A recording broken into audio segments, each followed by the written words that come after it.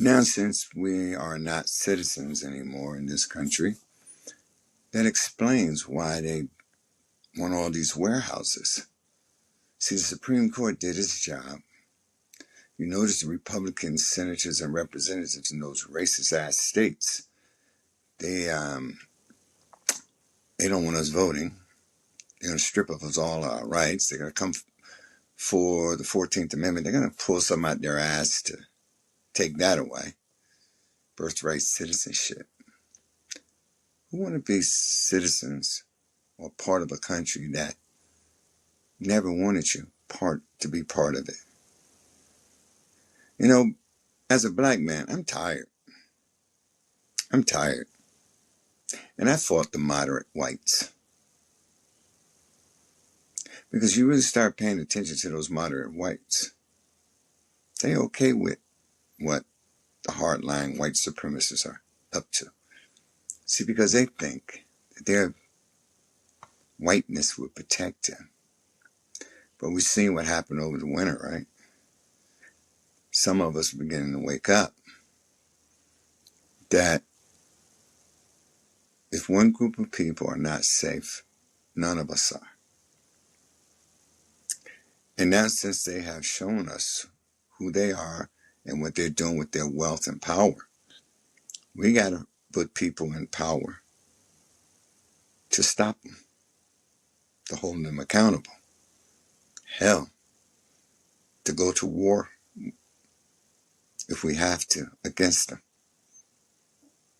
See, because they're not going to stop. They have 3 years left, maybe 2.5. And look what the damage they have done through their project. They're going to keep pushing black and brown communities and moderate white communities to the breaking point. The midterms are coming up soon this November. They want all hell to break loose. And they're going to push people so the Orange Clown can declare martial law. See, because they're working on it in two ends. One, they have the war. Two, they're going to have unrest. Three, he ain't going to have much of a choice because no one's going to go fight for a country that pisses on them every day, especially minorities. And if you are a minority going to go sign up for a fucking military career, get the fuck out. Pete Hegseth and them clowns tell you every day they don't like you. So stay the fuck away from their military. Matter of fact, go and join a militia, a resistance. That's what you need to be doing. Protesting on the weekend is not going to save us. Because what for? Because the Democratic Party is just as fucked up. Matter of fact, they're the problem. They playing footsie with them bastards and voting with them, agreeing with them and breaking bread with them. So Hakeem Jeffrey can stand in front of the Black Caucus and witch and whine and bitch and whine, but he supports apartheid. Him, Cory Booker, and other black and Latino politicians. If you support ethnic cleansing, genocide, an ethno-state overseas, you're okay with it here, coming back. So stop bullshitting us when you get in front of the camera, because that's all it is, BS. Because you hang out with a man that pledged allegiance to a foreign country. So you're taking orders from their fucking organizations. And Kamala Harris, another one, she pops out and she have to say something. But remember, she's in the Klan too. So, she knew what was coming down the pipe, but she chose to play ball instead of standing up for what's right. That crooked ass court should have been dismantled when you knew Mitch McConnell and the rest of those white supremacists was rigging it. But since, politicians are just fucking puppets, she didn't have no power. So they said, why don't you run? And she did. She had the momentum, but hey, they already had the game rigged. Remember, for 4 years they're telling you it was stolen while they was planning on stealing it. And that's why they had the Supreme Court to gut Section 2, Section 5, and wipe their ass with the remaining Voting Rights Act. And that token nigga, Thomas. I can't really get mad at Thomas. I really can't. Because Thomas was bred to be what he is. He's fucking Samuel Jackson showed us what Thomas is. And Django. I mean, Ben Carson, the rest of those black ass kisses, they so stupid. Condoleezza Rice, all of them. You don't have no rights to vote. They took your rights away. They can rig it and take your... You don't have nobody defending your community. Even though the blacks who went up there to D.C., they only can do but so fucking much.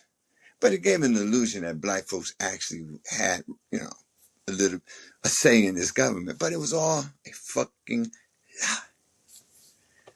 None of us really have anything to say about this government because, you see, they're not listening to the American people. So why the fuck are we wasting our time standing in a fucking line looking to pull a ballot for someone that's going to have to go to D.C. and kiss rich men's ass to stay in D.C.? You see the ones who don't kiss ass, you see what they had. They got primary and replaced with people who will kiss that ass. It's this game, man. This game is unbelievable. We watched Dana Bash on CNN question one of the representatives after the shit happened with Trump. Oh, you think we should tamp down the rhetoric and all that nonsense? The same Dana Bash who sit down on national TV and lied about Jewish kids being harassed on campuses. Why bombs was killing fucking Palestinian kids in Gaza. Claiming they was looking for Hamas, claiming it was tunnels. When someone lies like them fuckers lie, man, you can see the lie coming out their mouths before they even fucking open it.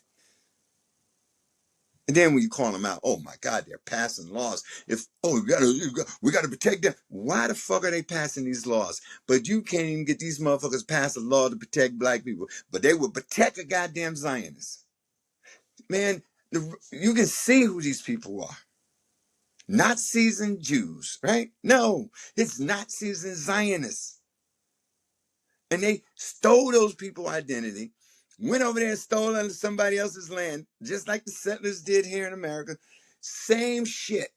Same fucking shit. Just like when they went to South Africa and set up apartheid after World War II down there. And America in the 80s, we're getting over it and having movies about the Ku Klux and all that shit. And black folks putting black leadership in prisons for standing up for human rights. Killing people, murdering people, putting drugs on our streets. Oh man, it was a lot of shit going on back then in the 80s. But we're young, we didn't pay no attention. The CIA, the same CIA that claimed it's fighting terrorism was the terrorists. Fly down to Central America, build a few concentration camps, break bread with some Nazis hiding out down there, come on back with cocaine after you drop the guns off. Destabilizing countries for some fucking fruit company. Huh? This world been carved up, folks. But now, the new fucking group of Nazis. See, they done put the crack on our streets. Okay, that didn't work. You made some of them rich off of private prisons. And the cemetery is full of people who, fell into the trap. And then, before that, they was murdering our Black Panther leaders. And then after they murdered all of them, what they do under Nixon? Right, not too long after the fucking Civil Rights Bill was passed. Right? What did they do?